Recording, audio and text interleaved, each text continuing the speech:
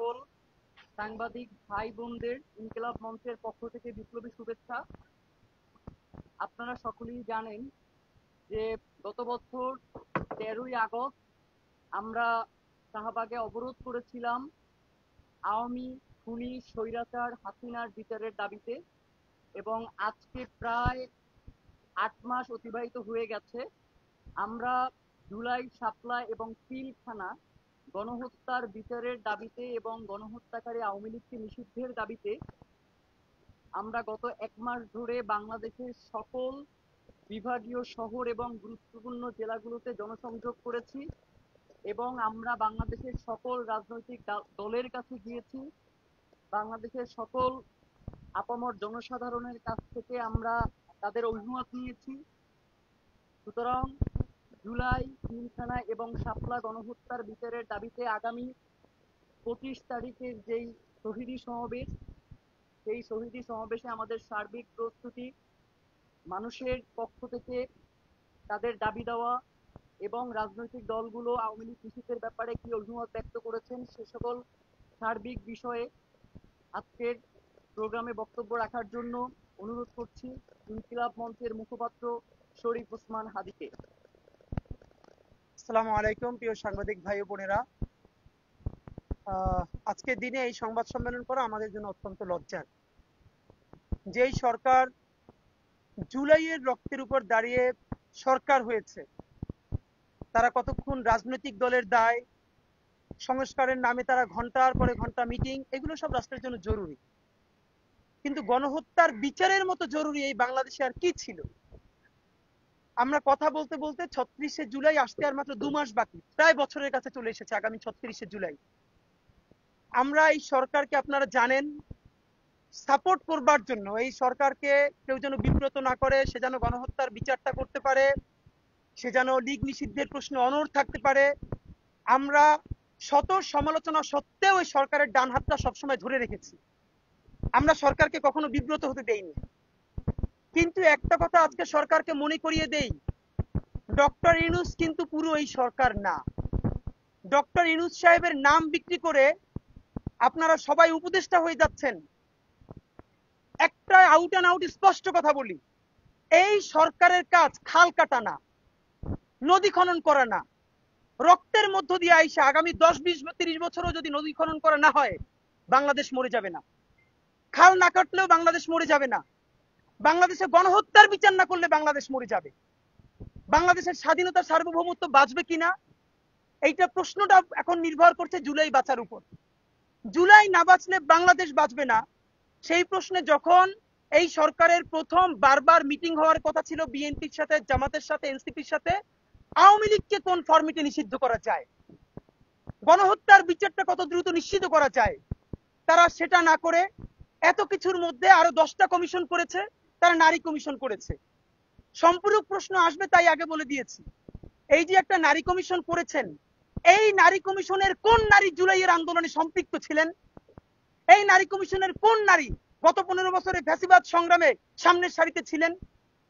আমরা নারী কমিশন হলেও তো সেই আমাদের মেয়েগুলো যারা জান দিয়েছে রাস্তায়, সেখানে একটা মেয়েকে তো আমরা দেখতে পাই না। কতক্ষণ নারী কমিশনের, এর মানে কি নারী সংস্কার লাগবে না? জুলাই যদি বেঁচে যায়, বাংলাদেশের স্বাধীনতা, সার্বভৌমত্ব যদি বাঁচে, তাহলে আমাদের সকল সংস্কারগুলো ধীরে ধীরে হয়েই যাবে ইনশাআল্লাহ। আপনারা কিসের সংস্কার নিয়ে আসতেছেন? আপনারা আগে কথা ছিল, আজকে তারা বড় বড় মিছিল দেয়, তারা ধানমন্ডিতে মিছিল দেয়, পিলখানায় মিছিল দেয়, তারা সেদিনকে মিছিল দিয়েছে আপনার উত্তরায়, তারপরে মিছিল দিয়েছে রামপুরায়, এখন খুলনায় তারা বড় মিছিল দিয়েছে। আপনাদেরকে স্পষ্ট জানাতে চাই, আমরা এতদূর বোকা না যে সরকারের একটা অংশ এবং বাংলাদেশ রাষ্ট্রের এজেন্সির একটা অংশ তাদেরকে সহযোগিতা না করলে জীবনেও তারা এখন এই মিছিল করার স্পর্ধা দেখাতো না। নাম্বার 2, আপনারা কি খেয়াল করে দেখেছেন তাদের মিছিল করার প্যাটার্নটা কি? তারা মিছিলে লিখছে ঢাকা 18 আসনের আওয়ামী লীগ বা জনতা। এর মানে তারা শুধু আওয়ামী লীগ লিখছে না, লিখছে ঢাকা 7, ঢাকা 18। এর মানে আগামী যে নির্বাচন হবে, সেই নির্বাচনে একটা গুড আওয়ামী লীগ নামে আওয়ামী লীগ অংশগ্রহণ করবে, সেই জন্য তারা আসন ভিত্তিক মিছিল শুরু করেছে। ভাইরা আমার, বিএনপি চাঁদাবাজি করে, এই অভিযোগে আমরা 100টা গালি প্রতিদিন দেই, কিন্তু সরকারকে বলতে চাই, বিএনপিকে যে বলেন, বিএনপি নিজেও তো এই জুলাই গণহত্যার কতগুলো মামলা করেছে, দলগতভাবেও মামলা করেছে, সেই মামলার বিচার আপনারা করেন না কেন? বিএনপিকে আমরা গিয়ে যখন বলি, বিএনপি তো বলে যে আমরা তো বলছি আমরা মামলা পর্যন্ত করেছি, সেই মামলার ট্রায়াল কেন সরকার শুরু করে না?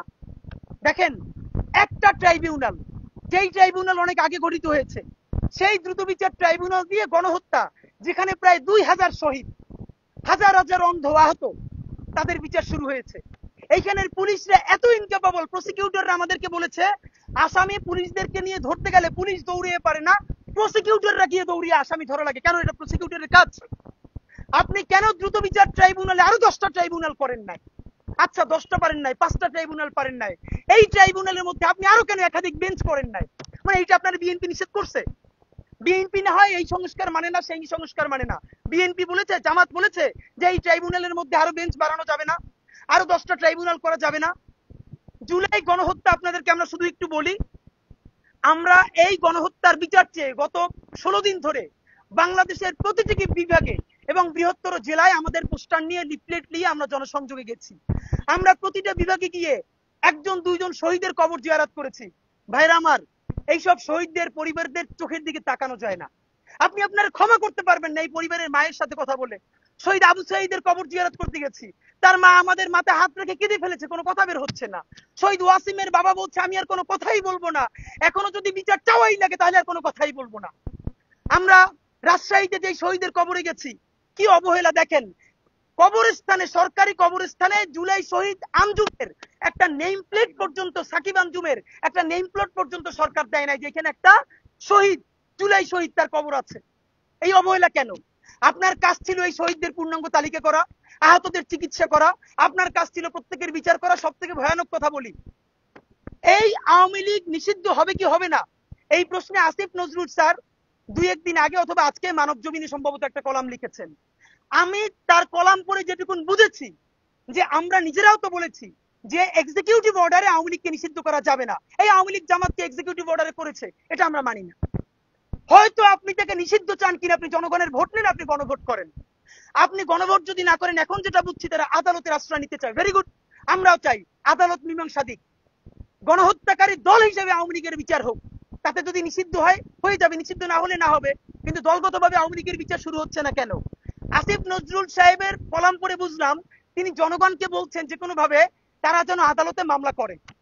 আমরা আপনাকে বলতে চাই, জনগণ এখনো গিয়ে আদালতে মামলা করবে, আপনারা করেন কোন ছাতা ওখানে বসে? রাষ্ট্র নিজেবাদী হয়ে মামলা করে না কেন? যেই রাষ্ট্র আমাদের ইন্টারে পড়া ফাইয়াজ, ওর এখন পর্যন্ত ওর মামলা তুলে নেওয়া যাচ্ছে না, ওর প্রতিবেদন নিয়ে ও আইন উপদেষ্টা বলছেন এটা স্বরাষ্ট্র উপদেষ্টা না করলে তারা কিছু করতে পারবে না। এত আইন বোঝেন, তাহলে এই আইন দিয়ে এখন পর্যন্ত আওয়ামী লীগের বিরুদ্ধে রাষ্ট্র নিজেবাদী হয়ে মামলা করে না কেন? ভুং বাং বুঝে লাভ নাই। একটা কথা বলি, সংস্কারের নাম দিয়া বিএনপি কে কর্নার করা যাবে না, জামাত ইসলামীকে কর্নার করা যাবে না, ছাত্রদল ছাত্র শিবিরকে কর্নার করা যাবে না। এই আওয়ামী লীগ নিজেরা বট হয়ে নাম দেয় এনসিপি, গালিগালাজ করে বিএনপি রে, নাম দেয় পেজের বিএনপি, গালিগালাজ করে জামাত রে, নাম দেয় পেজের জামাত, গালিগালাজ করে এনসিপি রে। এর মানে বিএনপির মধ্যে, জামাত ইসলামের মধ্যে, এনসিপির মধ্যে, বাংলাদেশের প্রত্যেকটা দেশপ্রেমিক রাজনৈতিক শক্তিগুলোর মধ্যে একটা অনৈক্য তৈরি করাই হলো এখন তাদের প্রধান উদ্দেশ্য। আমরা আপনাদেরকে বলতে চাই, বিএনপি কে আমরা ব্ল্যাঙ্ক চেক দেই না, জামাতকে ব্ল্যাঙ্ক চেক দেই না, আমি আমার বাপেরই তো ব্ল্যাঙ্ক চেক দেই না, কিন্তু এটা আমাদেরকে মানতে হবে, এই জুলাইয়ের জন্য সম্মুখ সারির যোদ্ধা কিন্তু তারা, এই উপদেষ্টারা নয়। সুতরাং আজকে যদি এই সরকার, আজকে যদি আওয়ামী লীগ ব্যাক করে, তাহলে এই উপদেষ্টারা কিন্তু কেউ জেনেভায়, কেউ ওয়াশিংটনে কিন্তু তারা পার পেয়ে যাবেন, বিভিন্ন আন্তর্জাতিক এজেন্সির তারা কিন্তু উপদেষ্টা হয়ে যাবেন। কিন্তু আবারও যদি মার খায়, মার খাবে কিন্তু বিএনপি, জামাত, শিবির, ছাত্রদল, এনজিপি এবং আমার এই আপমর জুলাই যোদ্ধারা। সুতরাং ভাইয়েরা আমার, আপনাদেরকে আমরা একটা কথা জানাই, বাংলাদেশের প্রতিটা বিভাগ থেকে হাজার হাজার মানুষের কাছে, রিক্সাওয়ালার কাছে, ভ্যানওয়ালার কাছে, সবজিওয়ালার কাছে, জুলাই যোদ্ধার কাছে লিফলেট নিয়ে গেছি। জুলাই আমরা 1 লাখের বেশি শুধু লিফলেট বিতরণ করেছি, ছুঁড়ে মেরে না, হাতে দিয়ে, কথা বলে। প্রত্যেকটা মানুষ আমাদেরকে বলেছে এই সরকারের প্রধান কাজ জুলাই গণহত্যার বিচার করে যেতে হবে। এই সরকার যদি জুলাই গণহত্যার বিচার না করে যায়, তাহলে এই হত্যাকাণ্ডের বিচার কোনোদিনই হবে না। তারা চাচ্ছে পরবর্তী নির্বাচিত সরকারের কাঁধে এই বিচারটা দিয়ে যেতে। এইটাই যদি তোমরা চাও তাহলে তোমরা এতদিন উপদেষ্টা হয়ে বসে আছো কেন? তোমরা ভিআইপি প্রোটোকল নিচ্ছ কেন? নাম্বার 2, আপনাদের কাছে আরেকটা জানাতে চাই। আপনারা জানেন যে আমরা জনগণের প্রতিক্রিয়া গেছি, রাজনৈতিক দল বিএনপি, জামাত ইসলামী, এনসিপি, খেলাফত মজলিস, ইসলামী আন্দোলন থেকে শুরু করে এই বাংলাদেশের জুলাইয়ের অংশীদার প্রত্যেকটা রাজনৈতিক দলের কাছে আমরা 2 দিনে গেছি। প্রত্যেকটা রাজনৈতিক দল আমাদেরকে বলেছে নির্বাচনের প্রয়োজনে রাজনৈতিক দল হিসেবে আমাদেরকে বিভিন্ন কথা বলতে হয়, এগুলো আমরা বলি। কিন্তু এই বিচারের দাবিতে, লীগ নিষিদ্ধের দাবিতে আমরা কেউ কম্প্রোমাইজ করতে চাই না। এই সরকার তাহলে বিচার করছে না কেন? সুতরাং অতি দ্রুত সরকারকে অবস্থান গ্রহণ করতে হবে।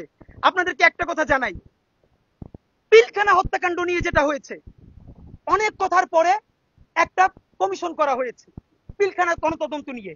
এই পিলখানা গণতদন্তের পরে সেইখানে একটা ধারা রাখা হয়েছে, যতগুলো বর্তমান মামলা চলমান আছে, বর্তমান কমিশন এই কোন চলমান মামলা নিয়ে কথাও বলতে পারবে না, তার সাক্ষীদেরকেও ডাকতে পারবে না, তার ভিকটিমদেরকেও ডাকতে পারবে না। কি ভাই, আপনি এইটার মাধ্যমে রাষ্ট্রের প্রত্যেক এজেন্সিকে কি আপনি দায় মুক্তি দিচ্ছেন? কথার কথা, দায়ের দায় আপনি একটা কমিশন করেছেন, সাক্ষীকেও ডাকতে পারবে না কথা বলার জন্য, যার বিরুদ্ধে অভিযোগ করা হয়েছে তাকেও ডাকা যাবে না, ডাকবে কারে? আমারে? মানে এটা কেমন মকারি?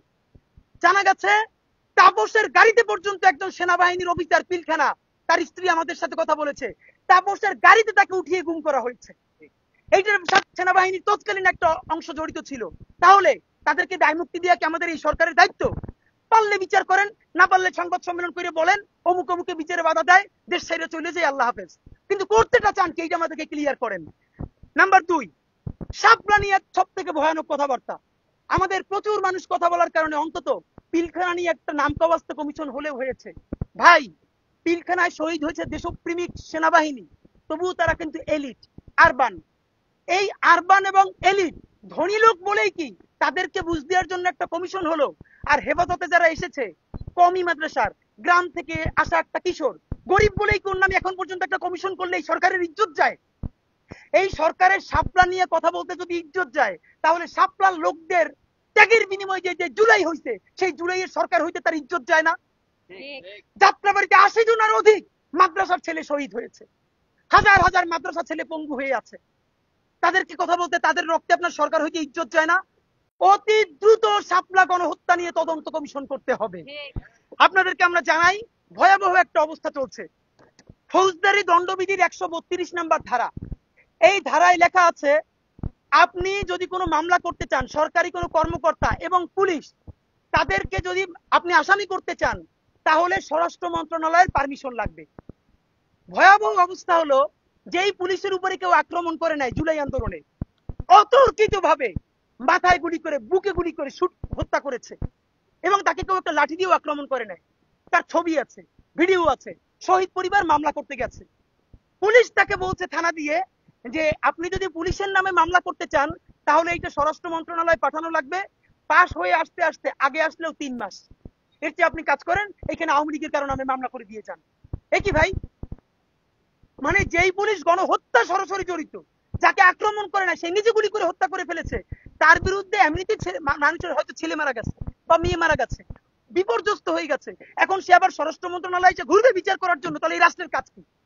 অতীত এরপরে কয়দিন আগে আরেকটা প্রজ্ঞাপন জারি করা হয়েছে, সরকারের অনুমতি না নিয়ে এই জুলাই এদের কারো মামলা করা যাবে না অথবা অ্যারেস্ট করা যাবে না। ভাই, মিথ্যা মামলা তো হচ্ছে, মিথ্যা মামলা যাতে না হয় আপনি একটা ভিন্ন কমিশন করে দেন, দ্রুত প্রত্যেক জেলায় বা বিভাগে করে দেন, তারা